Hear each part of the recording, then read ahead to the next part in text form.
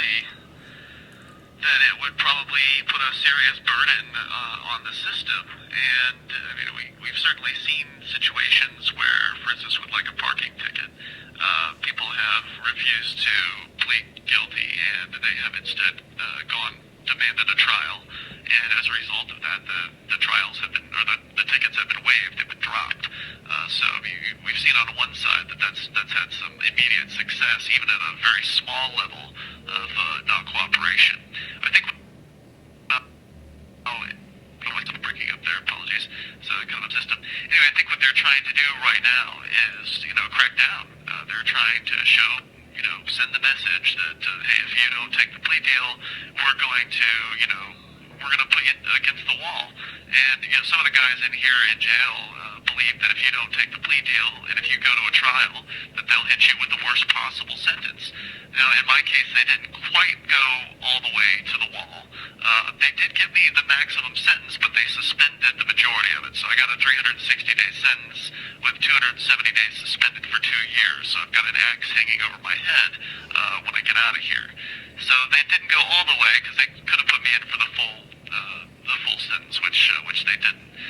But yeah, I mean, it seems clear that they are trying to send a message to activists that you better not do civil disobedience or non-cooperation, and you certainly better not take it to court or else. But I still think that it's a policy that not taking a plea deal is a way to really stick it to the system if you've got the numbers of people to do it. I don't regret taking the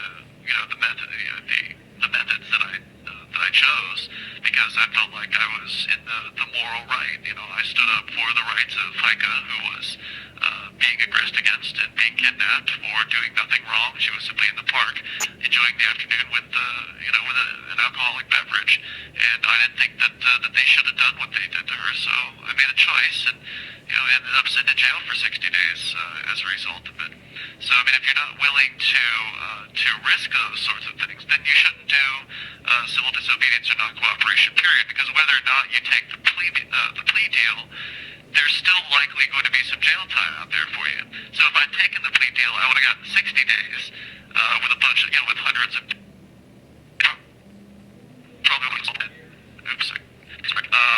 so I probably would have only, 40 days in jail instead of 60 days, because if I'm getting out, likely, as long as everything goes well, I should be out on Friday.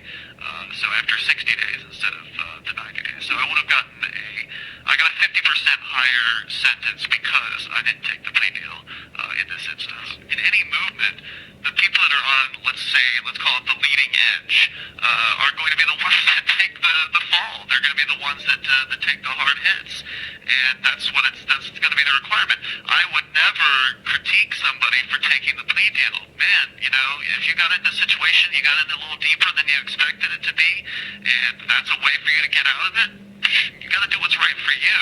And if what's right for you is to protect yourself and take care of your family or whatever, I don't. So for me, it's, obviously I've got people that count on me from a business perspective, but those guys have been managing to handle things without me. I mean, I know they'd appreciate me being there, and they'd rather not me be in jail, but again, this is a choice I made by doing... Oh, my computer breaking up. It's a choice I made by doing civil disobedience in the first place. And if you want to do civil disobedience and non-cooperation, you have to accept in advance that it's very likely that you're going to be inside a cage at some point. If you can't handle that, then just keep your head down, be quiet, give some money to some organizations that you support, write some letters to the editor, go run for political office. There are plenty of other activist things that you can do if you're not ready to handle something like this. And it's okay. Not everybody has to do this, and nor will everybody ever do this, as much as we might fantasize that they would, because I think the more people not cooperate, the better off we're going to be. And unfortunately, we're just not to a level where we have the numbers yet. We don't have the numbers to have a real solid non-cooperative or civil disobedience movement. We don't have the solidarity, even amongst the numbers that we do have in a lot of cases. So there's a lot of growth that needs to be done. If you've got the numbers on your side, they can't even make the arrests in the first place, like they did at the 420 celebrations when we had over 100 people in Central Square. They tried to make a couple arrests. We went down to the police department department. People smoked out in the police lobby. At that point, the cops didn't mess with Central Square up until just recently when they've been cracking down. So it's all about the numbers, Henry, which is why getting people here to New Hampshire and concentrating our activists is the key to achieving liberty in our lifetime. But as long as, we've just got a few people here and there, like Jason Talley, going into court alone with a video camera, he gets picked off. A handful of people standing from a police car, we all get picked off. As long as there's just a few people here and there, we're just going to keep going down, and we're going to keep spending time in jail, and it's never going to be enough to burden the system to the point where it does break, to get to the point where not taking a plea deal will really have a lot of power. We're not there yet. We need a few thousand more activists here.